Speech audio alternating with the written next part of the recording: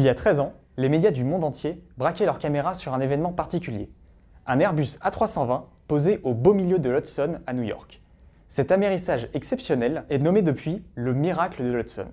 Alors que le vol nommé Cactus 1549 décollait de LaGuardia, aéroport new-yorkais, il se retrouve au milieu d'un groupe de bernages du Canada.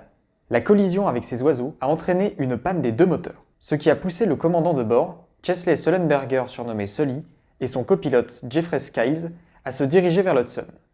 Les ordres de la tour de contrôle étaient pourtant d'opérer un demi-tour pour se poser à LaGuardia. Mais Sully, qui comptait presque 20 000 heures de vol, a préféré faire face au fleuve plutôt que de risquer des milliers de vies avec un crash potentiel en plein New York. L'enquête a par la suite démontré que l'équipage a eu raison de prendre cette décision. En effet, non seulement l'accident n'a engendré aucun décès, mais en plus les simulations ont montré qu'il leur était impossible d'atterrir sur un des deux aéroports de déroute dans leurs conditions. Si vous voulez en apprendre plus sur cette histoire, n'hésitez pas à regarder le film Sully de Clint Eastwood, dont on vous a montré quelques extraits. Bisous, je m'envole.